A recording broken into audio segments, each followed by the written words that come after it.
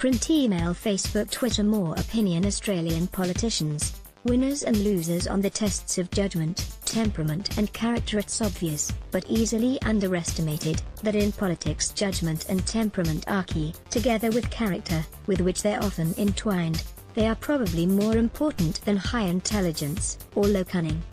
We just need to look at the federal scene today. Barnaby Joyce provides the current case study about the importance of judgment, or in his instance, lack of it. Here is a career, so carefully built, dramatically torn down by his own hand. Media player, space to play, M to mute, left and right to seek, 00:5200:52. And as for temperament, we have the contrasting examples of Matthias Cormann and Greg Hunt, of whom more later. Mr. Joyce burst onto the political scene in 2005 as a larger-than-life high-profile national senator. Because of tight numbers, he started with disproportionate power. For his coalition peers and betters, he was a headache. But he had charisma out in the bush, and ambition, and he set his sights on becoming Nationals leader, eventually adopting, mostly, the discipline needed to get there. When he reached the deputy prime ministership, he began well, and his party outperformed the Liberals at the 2016 election. But soon after, his private life became complicated, with his staffer Vicky Campion the new woman in his life. Ms. Campion says in Sunday's interview on 7, "You can't help who you fall in love with. That may or may not be true, but you can manage the implications. Give us all a break."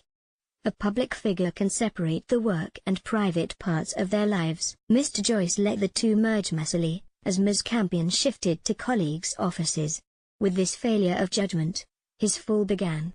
Now we have the paid interview. You only need political instinct, not even judgment, to know it's unacceptable. Then, when things became hot, Mr. Joyce this week took leave. Leader of the House Christopher Pyne said Mr. Joyce had a doctor's sick leave certificate, and any other person in a workplace who produced such a certificate would get the same kind of leave. Give us all a break. An MP gets a reported $150,000 for a tell-all interview, and when people are critical he goes on stress leave. To people away from politics, coping with serious stress is often not of their own making. This saga just comes across as self-indulgence.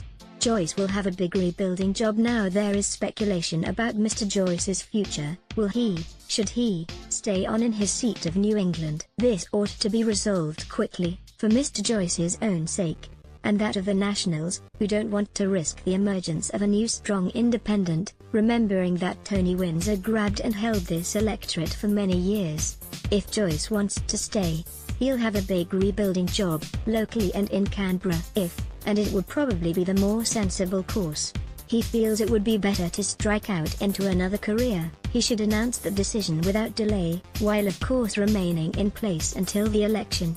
Media player, space to play, M to mute, left and right to seek, 00:4700:000:47 Street Angel, House Devil. Probably no one would be surprised to hear of a few expletives from Mr. Joyce, but this week's News Corp story that Greg Hunt had sworn at the mayor of the Northern Territory town of Catherine, Faye Miller, in a private meeting last year, telling her she needed to effing get over herself, would have raised eyebrows among those who see the very reasonable-sounding health minister on TV. Mr. Hunt only apologized to Ms. Miller, who had been leading a delegation from the town to discuss a health package following contamination from RAF-based Tyndall, when the story was about to break. Mr. Hunt's temperament is of the Street Angel, House Devil type. He is known for private outbursts of temper, and has now been rather dramatically outed. In Question Time on Thursday, pursued by the opposition, he also admitted that he'd been subject of a complaint after what he described as a strong discussion with a former Health Department Secretary, Martin Bowles. He told Parliament, "The Prime Minister himself raised it and asked that I speak with the Secretary of Prime Minister and Cabinet." The nature of Mr. Hunt's behavior can be judged by the fact that departmental secretaries, robust characters, for the most part, don't usually complain upwards to the head of the Prime Minister's department when their ministers have strong discussions with them. Colleagues might recall such incidents.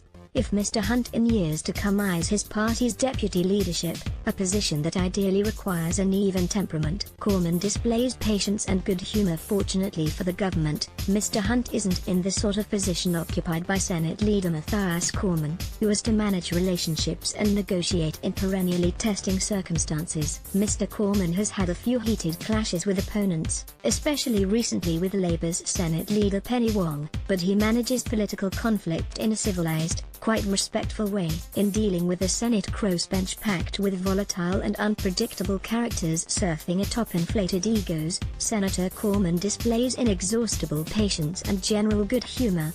Beyond judgment and temperament, there is another quality that is crucial in politics: character. The voters are like sniffer dogs when it comes to character. If that hadn't been the case, Mark Latham might have won the 2004 election. For years, the government has been on a constant mission to find doubts about Bill Shorten's character.